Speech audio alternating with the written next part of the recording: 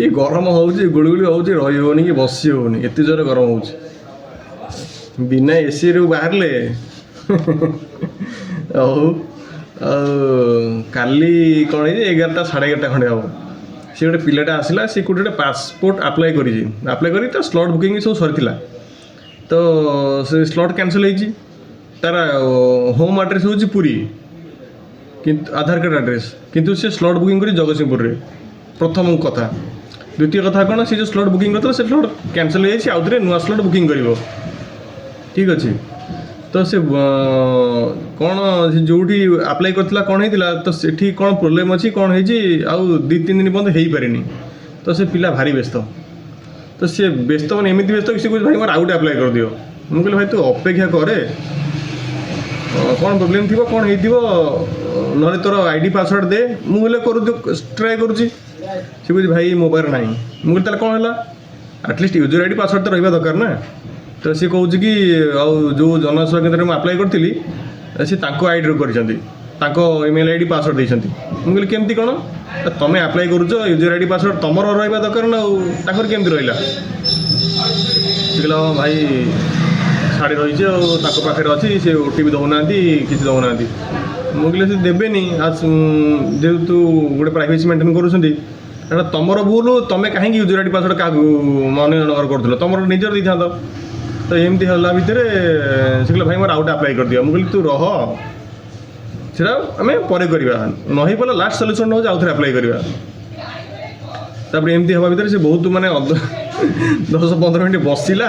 ଭାବିଲା କ'ଣ କରିବ ଭାବେ ମୁଁ କହିଲି ଭାଇ ମନ ଦୁଃଖ କରନି ଅପେକ୍ଷା କର କ'ଣ ହେଇଛି ଥରେ ଯାଇ ଟ୍ରାଏ କର କ'ଣ କହୁଛନ୍ତି ଆଉ ଗୋଟେ ଭୁଲ କ'ଣ କରିଛି ତାର ଆଧାର କାର୍ଡ଼ ଆଡ୍ରେସ୍ ହେଉଛି ପୁରୀ କିନ୍ତୁ ସେ ସ୍ଲଟ୍ ବୁକିଂ କରି ଜଗତସିଂହପୁରରେ ସେମିତି ହେବନି ତ ଆପଣଙ୍କର ଆଧାର କାର୍ଡ଼ ଆଡ୍ରେସ୍ ଯେଉଁଠି ମିନିମମ୍ 50 କିଲୋମିଟର ଡିଷ୍ଟାନ୍ସରେ ଆପଣଙ୍କର ଗୋଟେ ଭେରିଫିକେସନ୍ ସେଣ୍ଟର ରହୁଛି ଯେମିତିକି ଆମେ ହେଡ଼୍ ପୋଷ୍ଟ ଅଫିସ୍ ତ ସବୁ ଡିଷ୍ଟ୍ରିକ୍ଟରେ ଅଛି ଆଜ୍ ପର୍ ରୁଲ୍ ପାସପୋର୍ଟ ସେବା ଯାହା କହୁଛି ମୁଁ କହୁନି ତ ତା ଘର ପୁରୀଠୁ ଜଗତସିଂହପୁର କେତେ ବାଟ ହେଲାଣି 200 କିଲୋମିଟର ହେଲାଣି 150 କିଲୋମିଟର ହେଲାଣି ହେବ କି ହେବନି ଏଇଟା ମନେ ରଖନ୍ତୁ କେହି କହିବେନି ତ ସିଏ କ'ଣ କଲା ସ୍ଲଟ୍ ବୁକିଂ କଲା କ୍ୟାନସଲ୍ ହେଲା ତ ଏଇସବୁ ଛୋଟ ଛୋଟ ଜିନିଷ ଗୁଡ଼ାକ ଜାଣିବା ଦରକାର ଆଉ ଆୱାରନେସ୍ ରହିବା ଦରକାର ଆଉ ଆଧାର କାର୍ଡ଼ ଆଡ୍ରେସ୍ ଆପଣଙ୍କର ଯେଉଁଠି ରହୁଛି ଆପଣ ସେଇ ଡିଷ୍ଟ୍ରିକ୍ଟରେ ହିଁ ସ୍ଲଟ୍ ବୁକିଂ କରନ୍ତୁ ଭେରିଫିକେସନ୍ ପାଇଁକି ନହେଲେ ହଇରାଣ ହେବେ ତ ଏମିତି ହେଇକରି ସେ ପିଲା ମନ ଦୁଃଖ କରି ଗଲା ମୁଁ କହିଲି 2 ଦିନ ଅପେକ୍ଷା କର ସେ ଜନସେବା କେନ୍ଦ୍ର ଟ୍ରାଏ କର ଦେଖିବା କ'ଣ ହେଉଛି ଆଉ ଗୋଟେ ମୋଷ୍ଟ ଇମ୍ପୋର୍ଟାଣ୍ଟ କଥା ବି ଆପଣମାନେ ଜାଣନ୍ତୁ ଆପଣ ଯେଉଁ ଜନସେବା କେନ୍ଦ୍ର ଯାଉଛନ୍ତି କାମ କରିବା ପାଇଁ କି ସାଇବର କ୍ୟାଫେକୁ ଯାଉଛନ୍ତି କାମ କରିବା ପାଇଁ ଆପଣଙ୍କର ନିଜସ୍ୱ ଡାଟା ଦିଅନ୍ତୁ ନିଜସ୍ୱ ଇମେଲ୍ ଆଇଡ଼ି ନିଜସ୍ୱ ମୋବାଇଲ୍ ନମ୍ବର ଦିଅନ୍ତୁ ଜନସେବା କେନ୍ଦ୍ରରେ ହେଉ କି ସାଇବର କ୍ୟାଫେରେ ହେଉ ତାଙ୍କର ଇମେଲ୍ ଆଇଡ଼ି ତାଙ୍କର ମୋବାଇଲ୍ ନମ୍ବରକୁ ଆଭଏଡ଼୍ କରନ୍ତୁ ସେଟା ଆପଣଙ୍କ ପାଇଁ ସୁବିଧା ଆମେ ଯଦିଓ କରିଦେଉଛୁ କିନ୍ତୁ ସେତିକି କମ୍ୟୁନିକେସନ୍ ବି ରହିବା ଦରକାର ସେ ସେତିକି ସପୋର୍ଟିଭ୍ ହେବା ଦରକାର ତାହେଲେ ଯାଇକରି ଠିକ୍ ଅଛି ଆପଣ ନଦେଲେ ବି ଚଳିବ